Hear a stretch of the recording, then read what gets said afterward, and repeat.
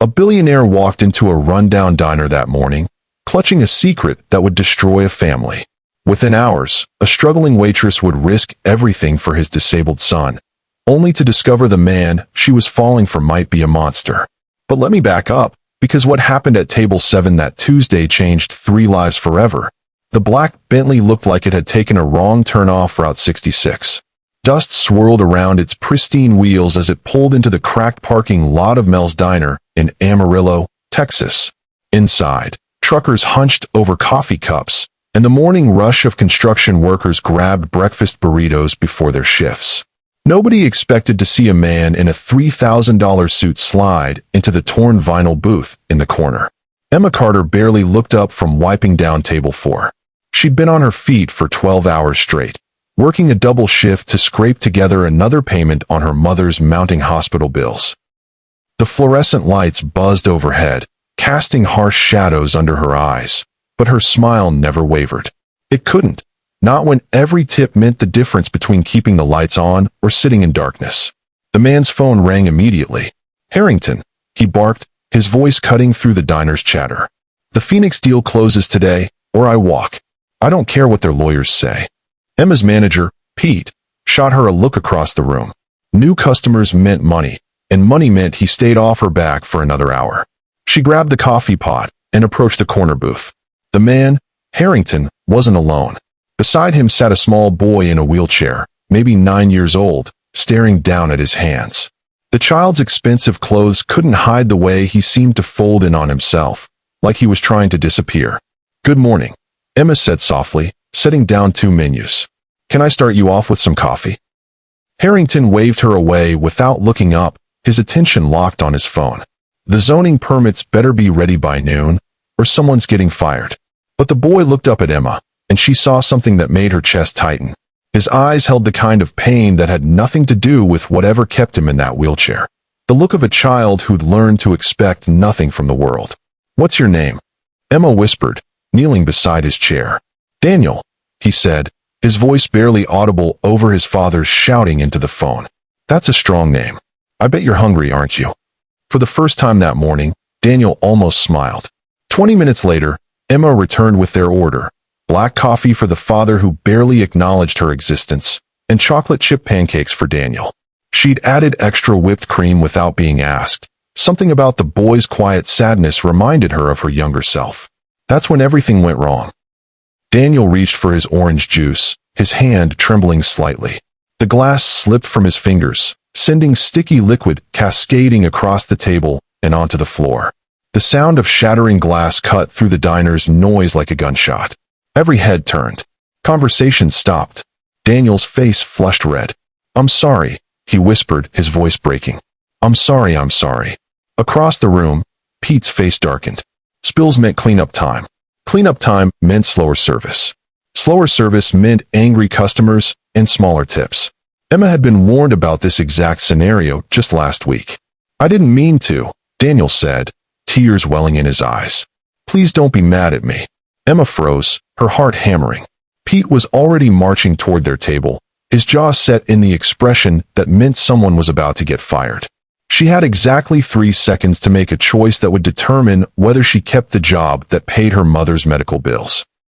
But looking at Daniel, seeing the shame radiating from this small boy who thought he was a burden to everyone around him, Emma made the only choice her heart would allow.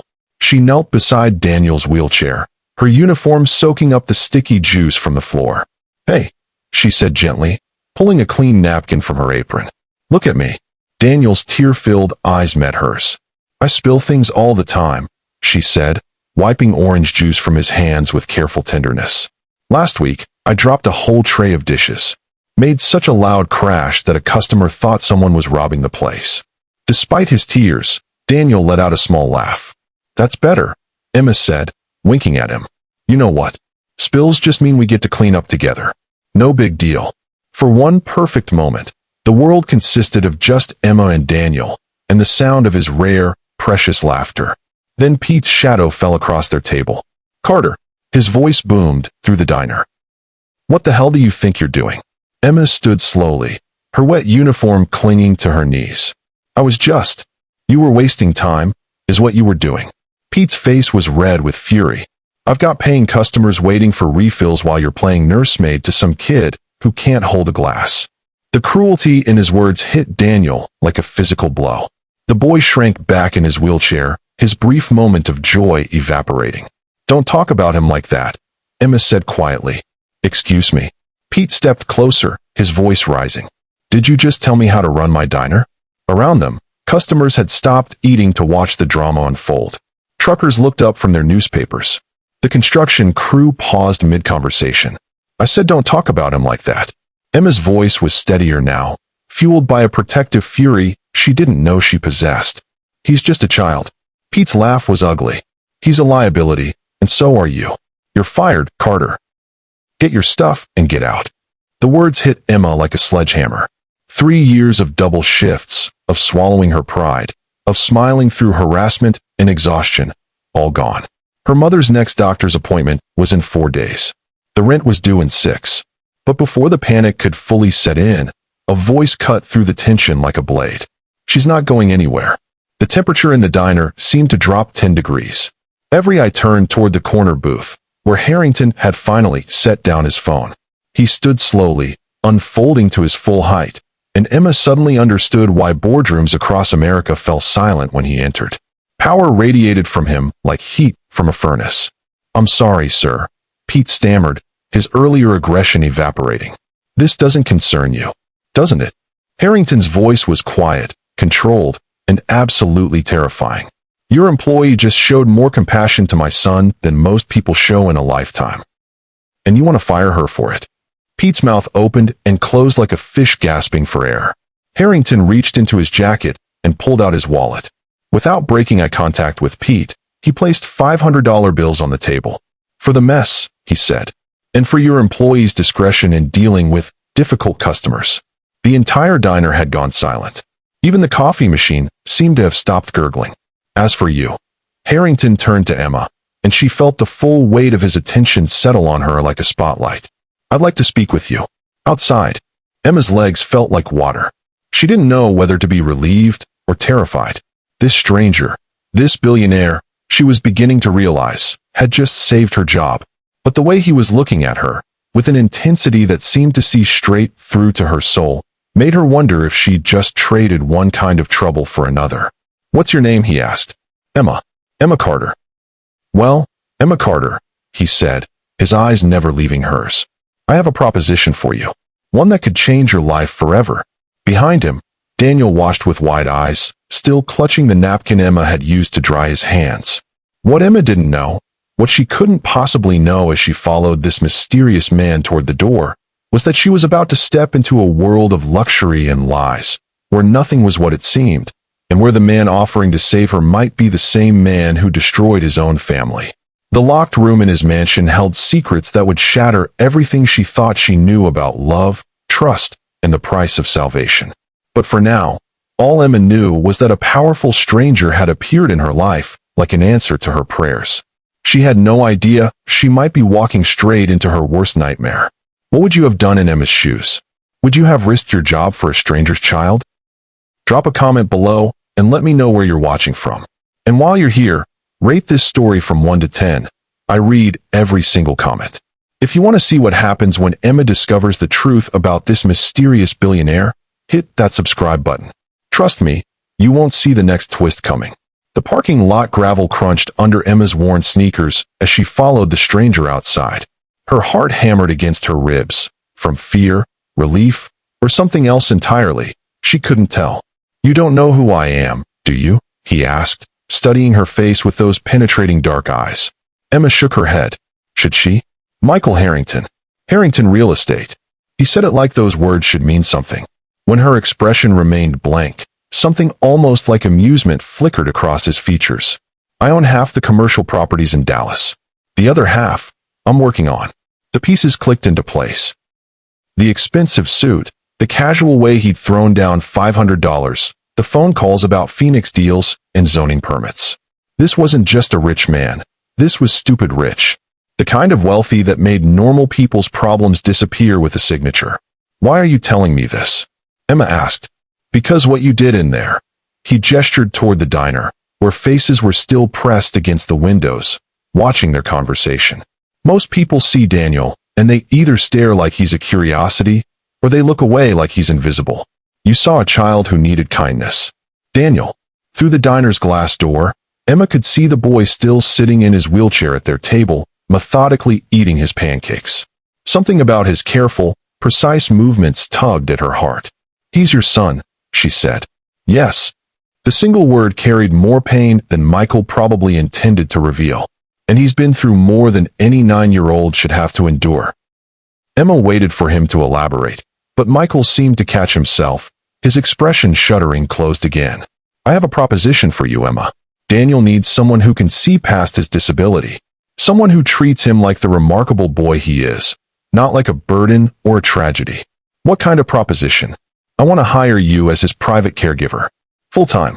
Salary of $80,000 a year, plus benefits, plus a housing allowance." The number hit Emma like a physical blow. $80,000 was more than she'd made in the last 3 years combined. Her mother's medical bills, the rent, the crushing weight of financial desperation, it could all disappear. Why?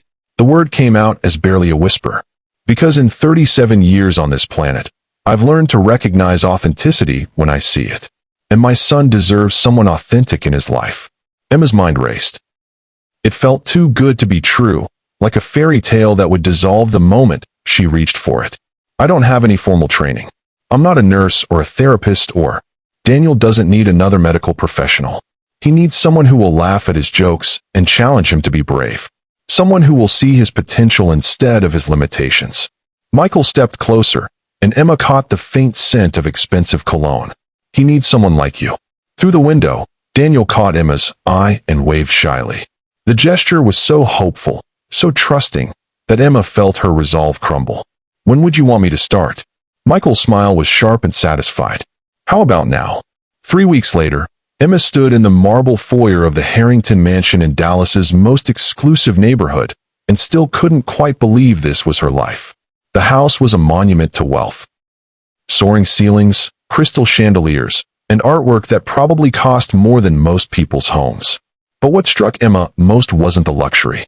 It was the silence. The house felt empty, like a beautiful shell with no soul inside. "Miss Emma." Daniel's voice echoed through the grand hallway as his wheelchair appeared at the top of the curved staircase. A mechanical lift carried him down, his face bright with excitement. "Wait until you see what I've been working on." In the 3 weeks since Emma had started as his caregiver, Daniel had transformed. The quiet, withdrawn boy from the diner had been replaced by someone curious, eager, almost radiant. He'd gained weight, his laugh came easier, and most remarkably, he'd stopped apologizing for existing. "What have you been up to?" Emma asked, kneeling to his eye level, a habit that had initially surprised the household staff, but now felt as natural as breathing. "I'm building a model airplane. A P-51 Mustang, just like my grandpa flew in World War II. "Wanna see?" "Lead the way, Captain." As they headed toward Daniel's room, Emma caught sight of Rosa, the head housekeeper, watching them with a worried expression. Over the past weeks, Emma had noticed the staff's strange behavior.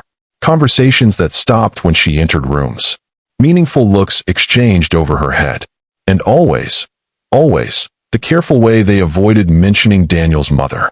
"Rosa seems concerned about something," Emma said casually as Daniel showed her his meticulously detailed airplane model. "The grown-ups are always worried about something," Daniel said, not looking up from gluing tiny pieces together. "They think I don't notice, but I do." "What kind of things do they worry about?" Daniel's hands stilled. For a moment, he looked much older than 9. "About Dad, mostly. About whether he'll change." "Change how?" "I don't know. They use words I don't understand. But sometimes Rosa cries when she thinks no one's looking. And Carlos, he's the groundskeeper. He told Rosa that some houses have too many ghosts." A chill ran down Emma's spine. "Ghosts?" "That's what he said." I asked him what he meant, but he just shook his head and walked away. Daniel finally looked up at her, his young eyes holding too much knowledge. "Do you think houses can have ghosts, Miss Emma?" Before Emma could answer, heavy footsteps echoed in the hallway. Michael appeared in the doorway, still in his business suit despite the late hour. "How's the project coming along?" he asked, but his eyes were on Emma, not Daniel. "Great. Miss Emma thinks I should add the squadron markings. The ones Grandpa told me about. Michael's expression flickered. Pain, maybe, or regret. Your grandfather would be proud. As they talked, Emma noticed something she'd been trying to ignore for weeks. The way Michael looked at her when he thought she wasn't watching. The way their fingers had brushed when he handed her Daniel's medication schedule, and how neither of them had pulled away immediately. The way her pulse quickened when he entered a room. It was dangerous territory. She was an employee. He was her boss. And somewhere in this perfect house, secrets were hiding in the spaces between what people said and what they meant. After Michael left for his study, Daniel leaned closer to Emma. There's something I want to show you, he whispered. But you have to promise not to tell Dad. Emma's instincts prickled. Daniel, it's not bad, I promise. It's just, there's a room Dad doesn't want anyone to go in. But I heard Rosa talking to Carlos about it, and they said there are pictures of Mom in there. The boy's words hit Emma like ice water. In 3 weeks of living in this house, she'd seen no photographs of Daniel's mother. No personal effects. No evidence that the woman who'd given birth to this incredible child had ever existed. Your dad probably keeps those pictures private because they make him sad, Emma said carefully. Maybe, but don't you think it's weird that he never talks about her? Ever? Daniel's voice dropped to barely a whisper. Sometimes I wonder if he's trying to pretend she never existed. That night, long after Daniel was asleep, Emma stood in the mansion's main hallway, staring at the door Daniel had pointed out earlier. A simple wooden door, unremarkable except for the heavy brass lock that seemed out of place in a house where most rooms stood open. Behind that door were answers to questions she shouldn't be asking. About Daniel's mother. About the sadness that clung to this beautiful house like fog. About why a man who clearly loved his son would erase every trace of the woman who'd brought that son into the world. Emma's hand moved toward the door handle, then stopped. Some boundaries shouldn't be crossed. Some secrets were locked away for good reason. But as she turned to head upstairs to her room, she could swear she heard something from behind that door. Like papers rustling, or someone crying. 2 months into her new life, Emma was learning that fairy tales came with fine print. She was folding Daniel's laundry in the mansion's pristine laundry room when she heard Michael's voice echoing from his home office. The tone made her freeze, cold, cutting, absolutely merciless. I don't care if his wife just had surgery. The Henderson project launches Monday, and if Peterson can't handle the workload, replace him with someone who can. Emma had heard that voice before, directed at business partners, contractors, anyone who didn't meet Michael's exacting standards. It was the voice of a man who viewed human beings as chess pieces to be moved around at will. But she'd also seen the other Michael, the one who read bedtime stories to Daniel with infinite patience, who'd spent an entire Saturday helping Daniel build a ramp for his toy cars, getting sawdust in his expensive suit without complaint, who looked at his son like he was the most precious thing in the universe. Which version was real? Miss Emma. Daniel appeared in the doorway, his wheelchair navigating expertly around the folded towels on the floor. Dad's having another business day. That's what Daniel called Michael's bad moods, business days. As if his father's coldness was just an occupational hazard rather than something that made the boy flinch when voices rose in the house. How about we work on that history project? Emma suggested. The one about Texas heroes? Daniel's face lit up. Over the past months, Emma had watched his confidence bloom under her encouragement. He was brilliant, sharp, curious, with an imagination that painted vivid pictures of the past. Under her guidance, he'd gone from a boy who wouldn't speak up in virtual school sessions to one who eagerly shared his ideas about everything from dinosaurs to space exploration. They were deep in research about the Alamo when Michael appeared in the doorway of the library. His suit jacket was off, his sleeves rolled up, and something about his disheveled appearance made Emma's pulse quicken in a way she really needed to stop thinking about.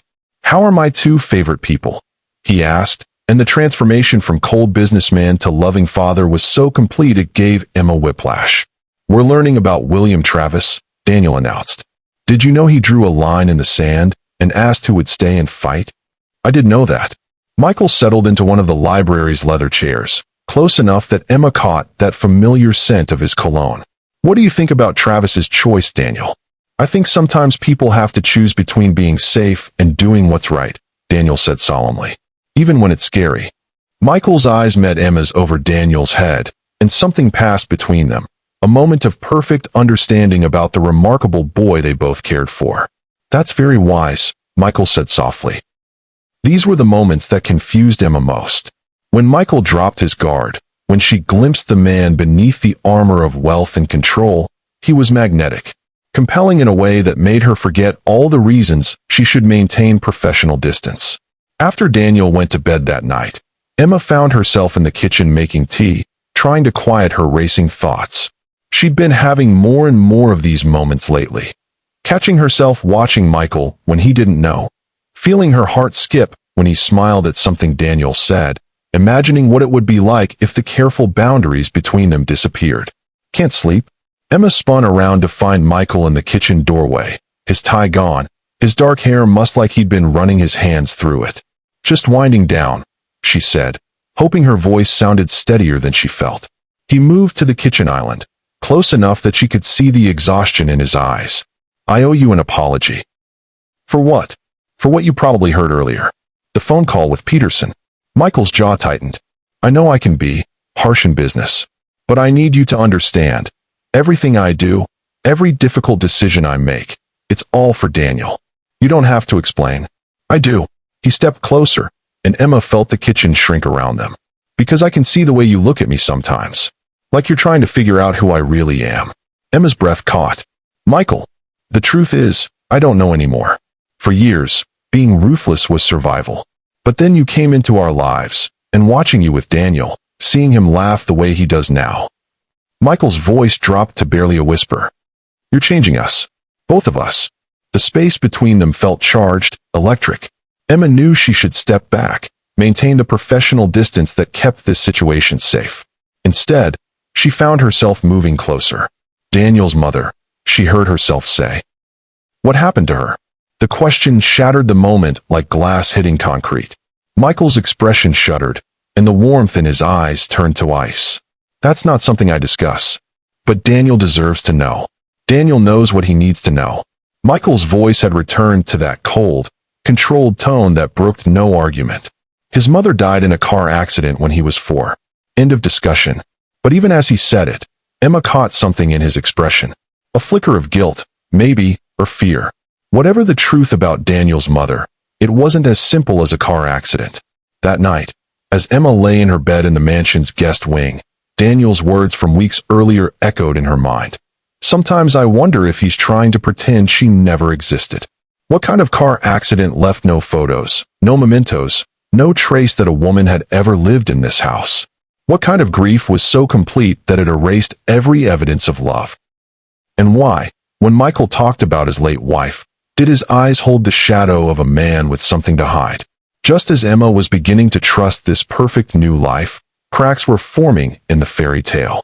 But what she was about to discover in that locked room would shatter everything she thought she knew about the man she was falling for. Because sometimes the people we love most are hiding the darkest secrets. Have you ever suspected someone close to you is lying? Drop a comment and tell me what you would do in Emma's situation. If you're as hooked as I am on this twisted family story, subscribe now, because the truth about Daniel's mother will leave you speechless.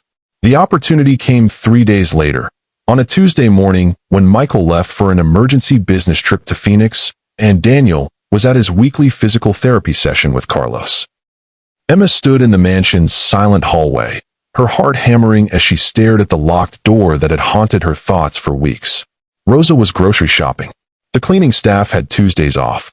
For the first time since she'd moved into the Harrington mansion, Emma was completely alone. The brass key she'd found in Michael's study drawer that morning felt like it weighed 1,000 pounds in her trembling hand. She'd told herself she was looking for Daniel's birth certificate, something innocent to help with his school enrollment paperwork. But the truth was darker, more desperate.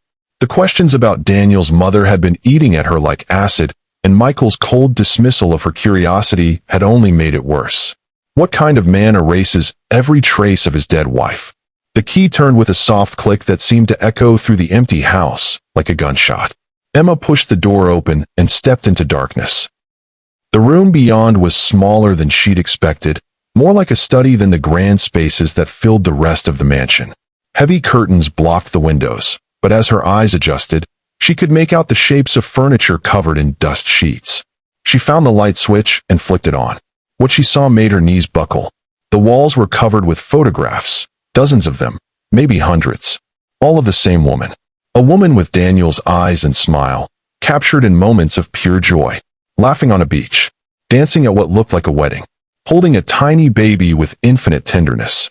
But it was the woman's expression in the later photos that made Emma's blood run cold.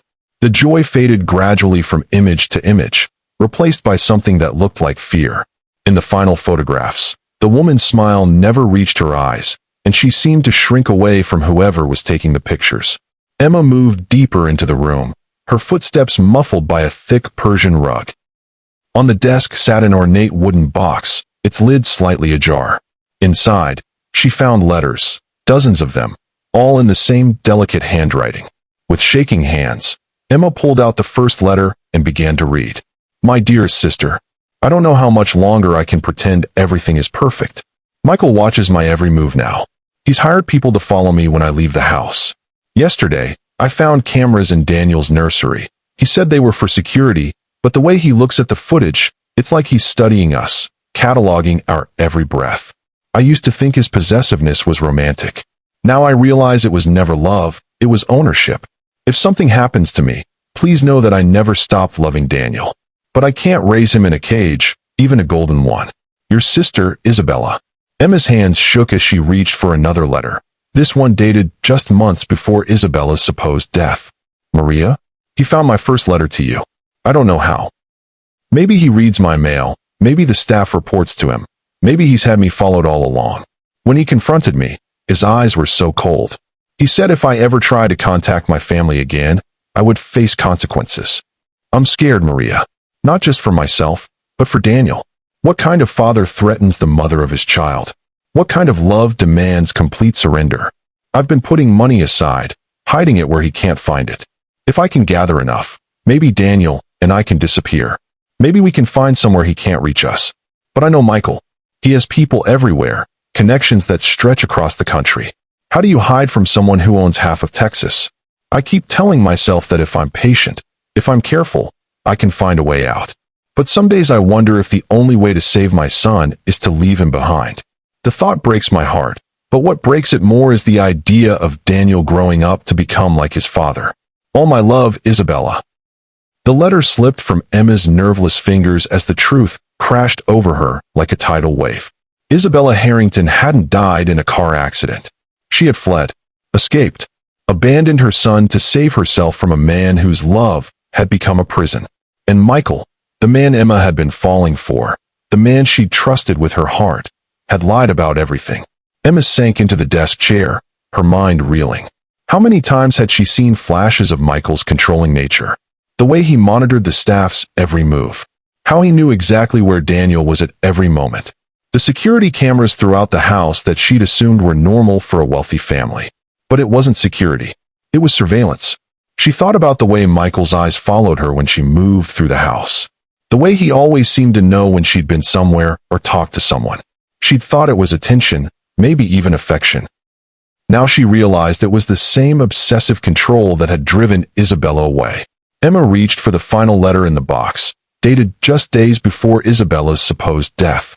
My darling sister, by the time you read this, I'll be gone. I can't take Daniel with me. Michael's security is too tight, and I know he'd never stop hunting us. But I can't stay and watch my son learn to be afraid of love, afraid of gentleness, afraid of anything that isn't control and dominance. I'm leaving tonight. I've arranged for a car accident, staged, but convincing. Michael will think I'm dead, and maybe that will be enough to stop him from looking for me. Tell Daniel, when he's old enough to understand, that his mother loved him more than her own life. Tell him that I didn't abandon him. I set him free. Maybe someday, when he's grown and Michael can't hurt him anymore, I'll find a way to reach him. But for now, the kindest thing I can do is disappear. Watch over my boy if you can. Pray that he finds someone who will love him the way children deserve to be loved, without conditions, without chains, without fear. Forever your sister, Isabella. P.S. I've hidden this box where I pray Michael will never find it. If someone discovers it someday, I hope they'll understand, I didn't die in that car. I died the day I realized the man I married saw me as a possession, not a person. What fled that night was already a ghost. Emma stared at the letter until the words blurred through her tears. Daniel's mother was alive. Somewhere out there, a woman was living with the unbearable knowledge that she'd had to choose between her freedom and her child. And Michael, God, what kind of man drove someone to such desperation? But even as horror washed over her, another emotion fought for space in her chest, understanding. Because living in this house, she was beginning to see the golden threads of the cage Isabella had described. The way Michael kept track of everyone's movements. The way staff members were replaced if they got too close to Daniel. The way he'd appeared in her life like a savior, offering her everything she needed, making her dependent on his generosity. How long before his protection became possession? How long before his love became control?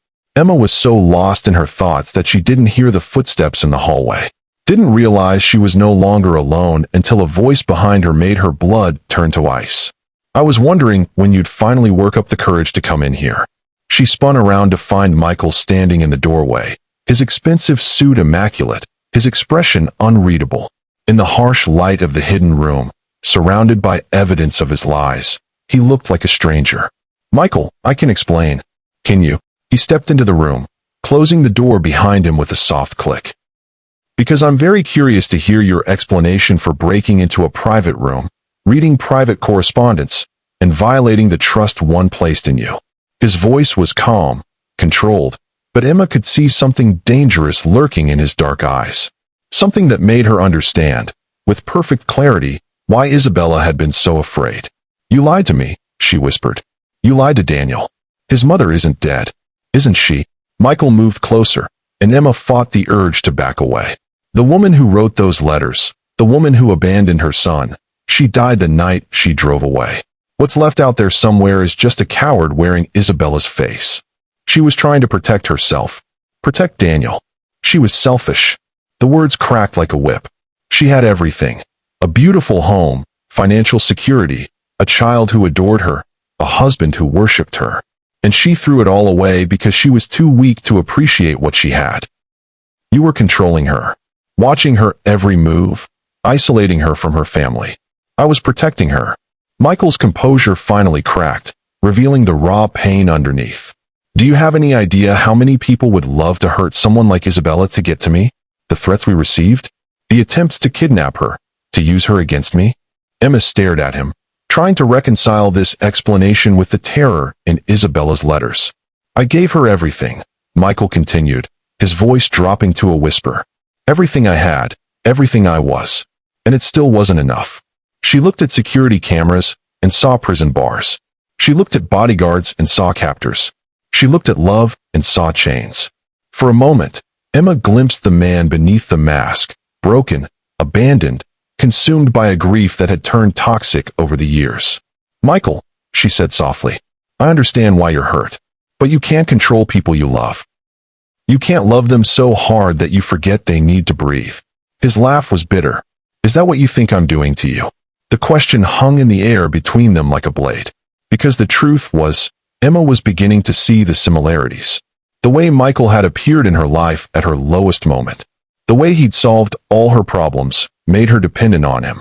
The way he watched her with Daniel, cataloging every interaction. I think, Emma said carefully, that you're a good man who's been hurt so badly that you've forgotten the difference between protection and possession.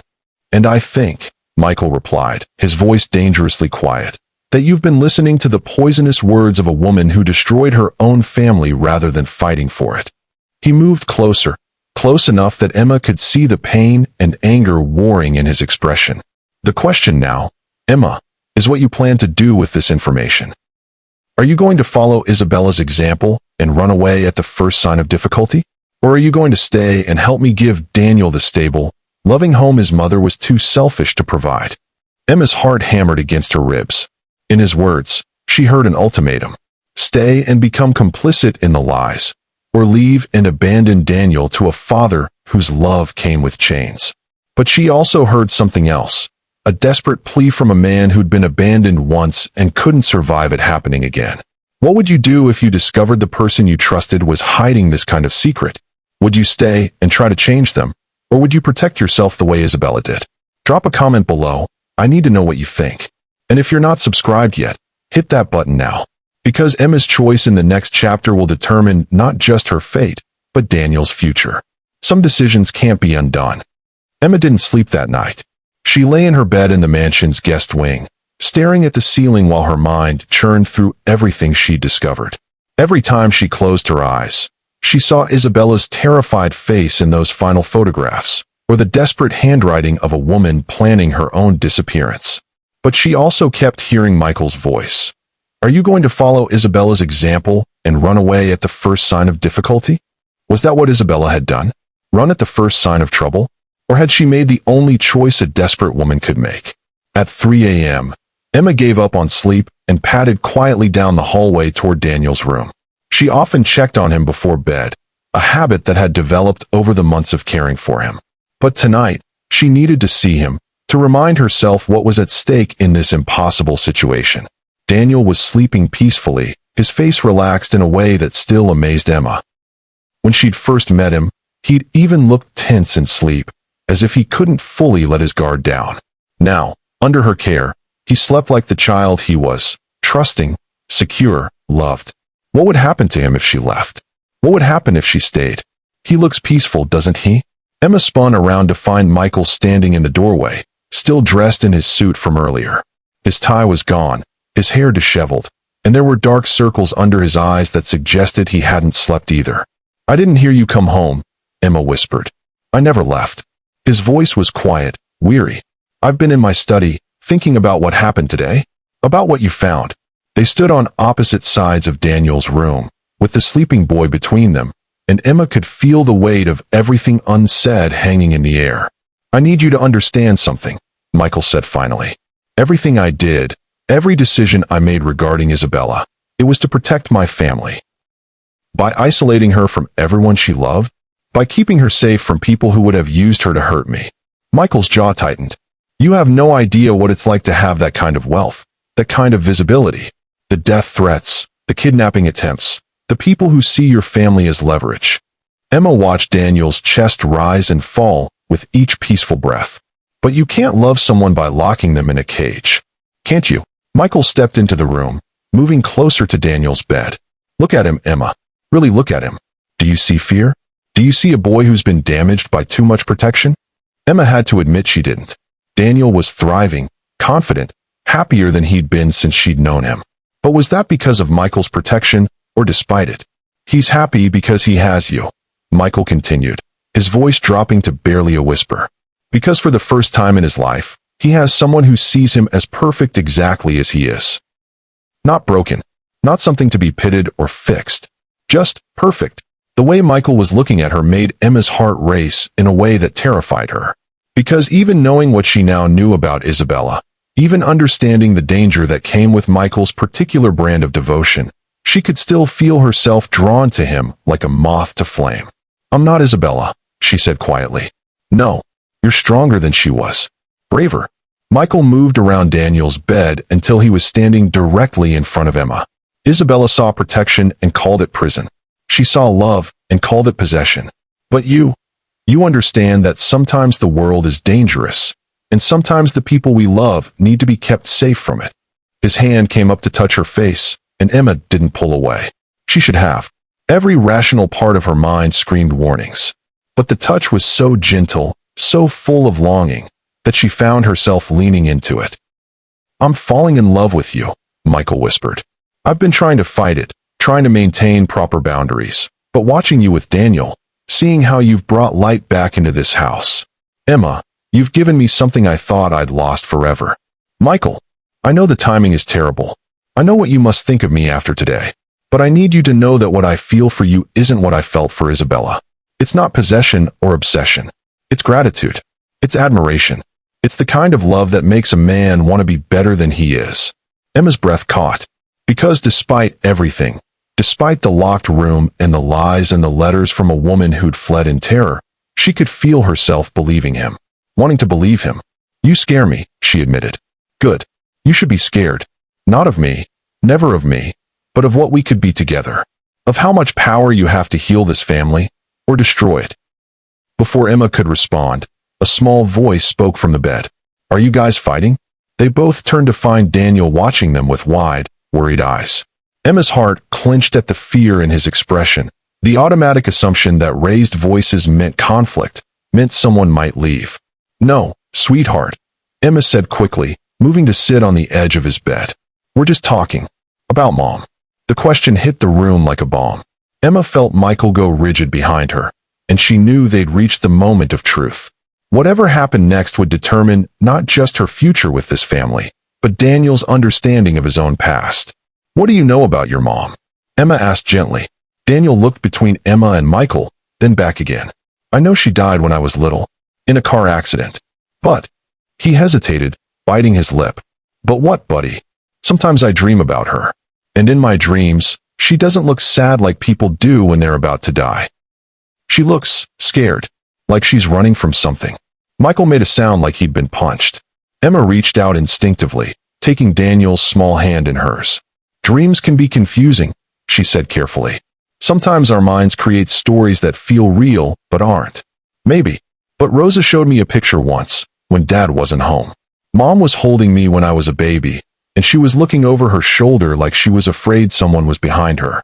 Daniel's voice got smaller. "Why would she be scared if she loved us?" Emma felt tears prick her eyes. This boy, this incredible, perceptive child, had been carrying these questions for years, living with the sense that something about his mother's story didn't add up, but having no one to ask. "Sometimes," Emma said slowly, "adults make choices that are hard for children to understand. But that doesn't mean they don't love their kids. Sometimes it means they love them so much that they make sacrifices to keep them safe." "Did Mom sacrifice herself to keep me safe?" Emma looked at Michael over Daniel's head. His face was a mask of pain, and she could see him struggling with how much truth a 9-year-old could handle. "Your mother loved you very much," Emma said finally. "More than anything in the world. And whatever choices she made, they came from that love." Daniel seemed to consider this. "Will you leave too?" The question hung in the air like a sword. Emma felt Michael's eyes boring into her, felt the weight of decision pressing down on her chest. "I don't want to leave," she said honestly. "But Mom didn't want to leave either, did she?" "And she did anyway." Out of the mouths of babes. Daniel had just articulated the fear that was eating at Emma's heart.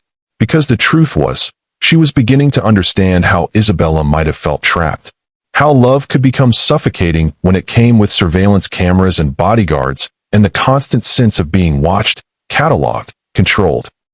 But she was also beginning to understand Michael's side. The genuine terror of losing someone precious.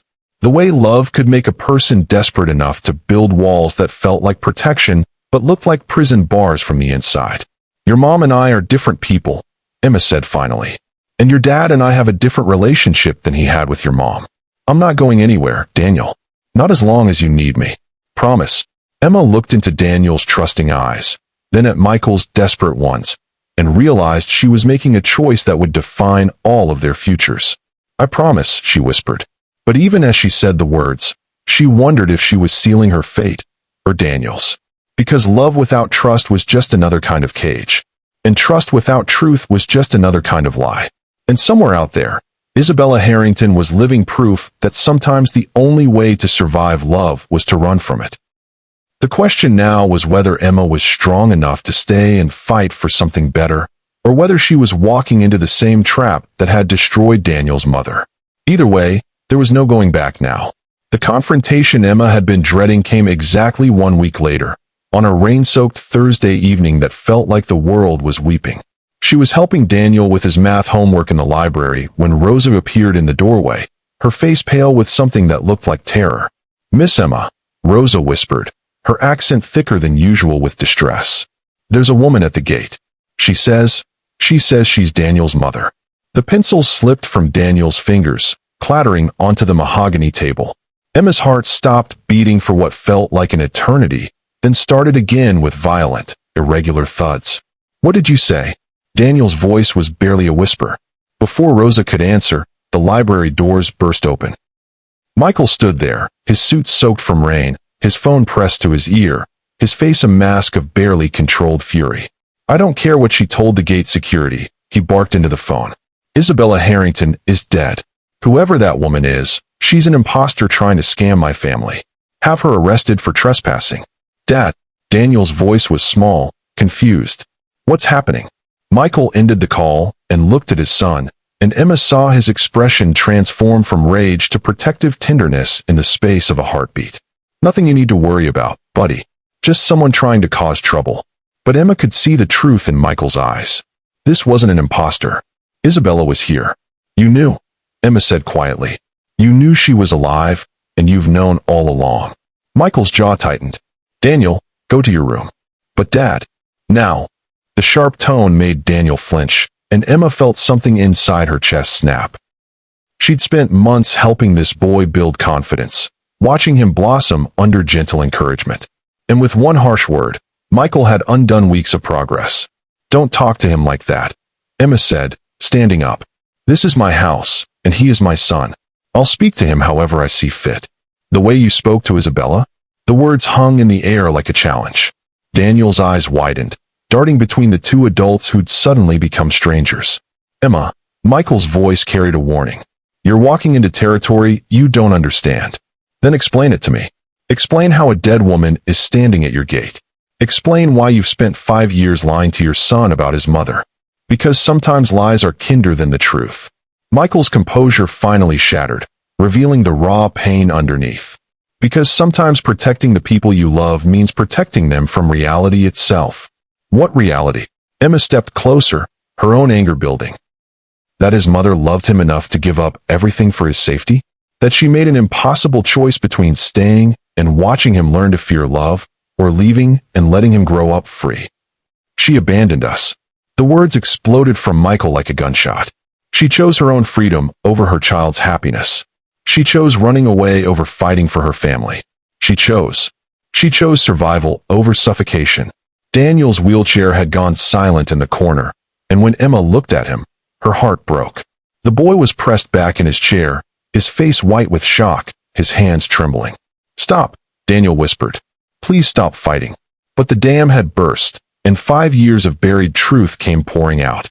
Your mother, Michael said, his voice rough with grief and fury, walked out on us when you were 4 years old. She staged her own death, Emma. Let me believe she was gone forever. Let me grieve her. Let me raise our son thinking he was an orphan, while she was out there somewhere living her new life. Because you gave her no choice. Emma shot back. Because you turned love into ownership, protection into prison. I gave her everything. Everything except freedom. And what has freedom given her? Michael's laugh was bitter, broken. 5 years of hiding. 5 years of living like a ghost. 5 years without her son. Daniel made a small, wounded sound that cut through both of them like a blade. She's really here, he asked, his voice small and lost. Michael's face crumpled. All the anger drained out of him, leaving only a father who'd just shattered his child's world. Yes, he whispered. She's here. Why now? Emma asked quietly. Because, a new voice said from the doorway, I've been watching, waiting for the right moment.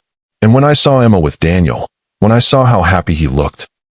The woman in the doorway had Isabella's face from the photographs, but aged by pain and loss. I realized my son had found what I could never give him. Someone who could love him without trying to possess him.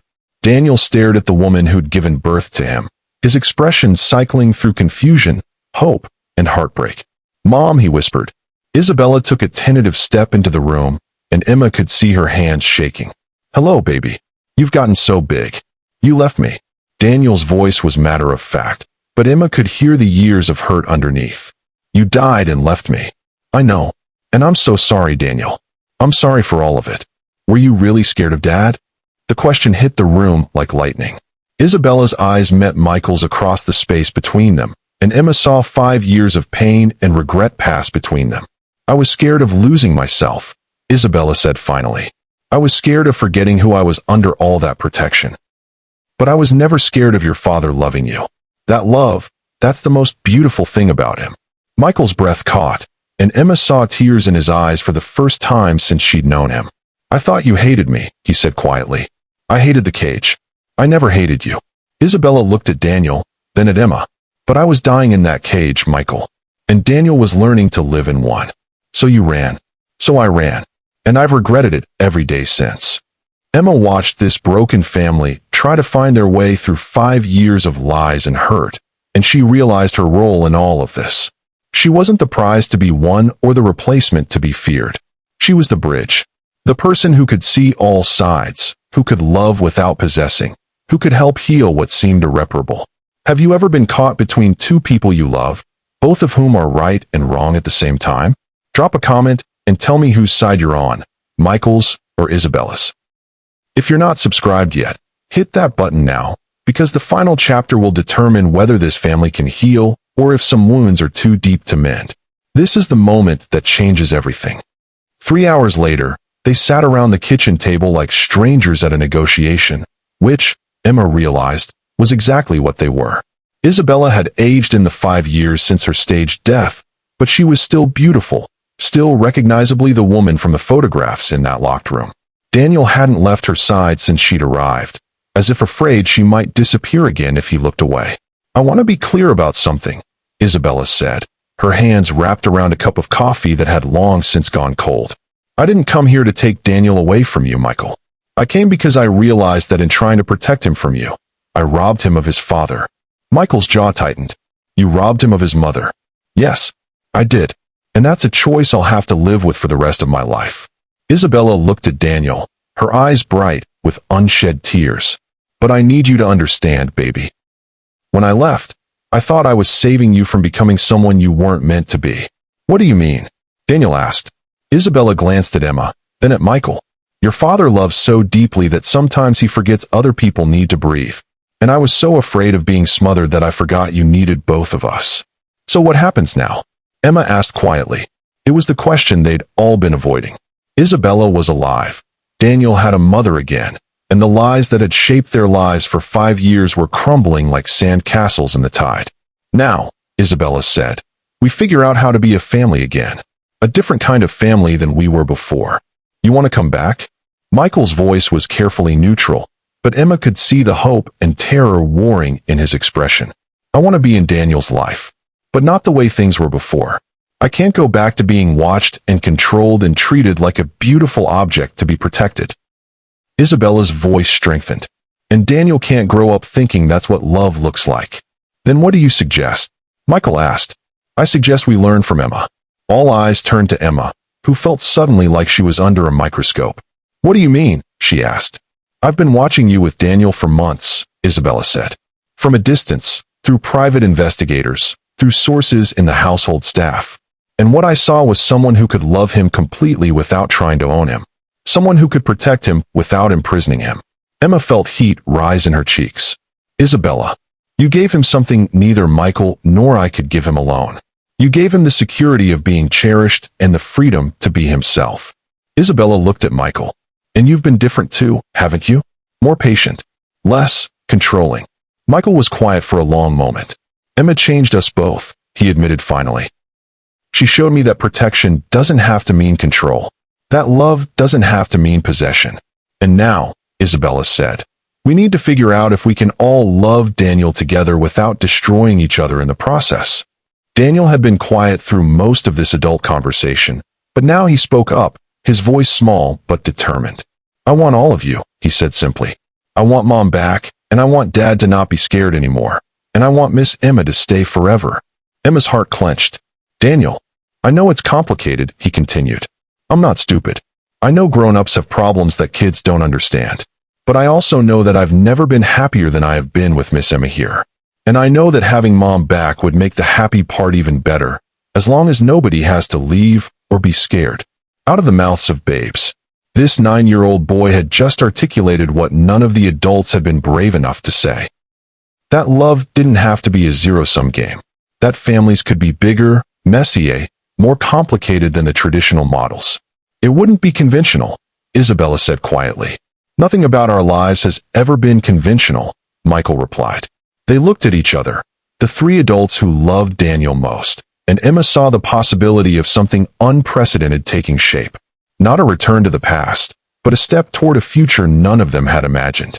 "I have conditions," Isabella said. "So do I," Michael replied. "So do I," Emma added, surprising herself. They spent the next 2 hours negotiating the terms of their new reality. Isabella would move back to Dallas, but not into the mansion. She needed her own space, her own independence. Michael would continue as Daniel's primary guardian, but with Isabella having full visitation and joint decision-making rights. The surveillance systems would be removed from the house.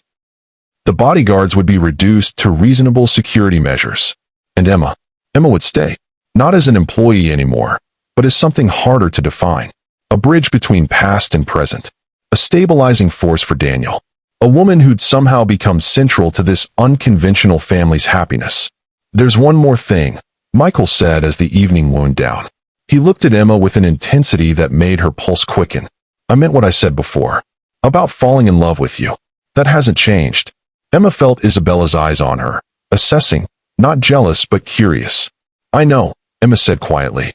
"And I meant what I said about staying. But Michael, we have to do this differently than you did with Isabella. Whatever this becomes between us, it has to be built on trust and choice, not need and control." "I know that now," Michael said. "You taught me that." "We both did," Isabella added softly. "In our own ways." Daniel yawned, the emotional exhaustion of the day finally catching up with him. "Can we all tuck me in tonight?" he asked. "Like a real family?" Emma looked around the table at this group of people who'd found each other through pain and loss and love, and realized that sometimes the most beautiful families were the ones that didn't fit any traditional mold. "Yeah," she said, standing up and taking Daniel's hand. "Like a real family." As they walked upstairs together, the boy who'd taught them all about resilience, the father who'd learned to love without possessing, the mother who'd found her way home, and the woman who'd become the bridge between their past and future. Emma thought about fairy tales. The real ones weren't about perfect people finding perfect love. They were about broken people choosing to heal together, about finding family in unexpected places, about love that was strong enough to survive the truth. And sometimes, if you were very lucky, they ended not with happily ever after, but with something better, happily ever evolving. Outside, the rain had stopped, and the first stars were beginning to appear in the clearing sky. It felt like a new beginning. Did this family story touch your heart the way it touched mine? Drop a comment and tell me what you think about their unconventional solution. Could you see yourself in this kind of family? If you love this journey as much as I did, make sure you're subscribed because next week I'm bringing you another story that will make you believe in the power of love to heal the impossible. Hit that notification bell. You won't want to miss what's coming next.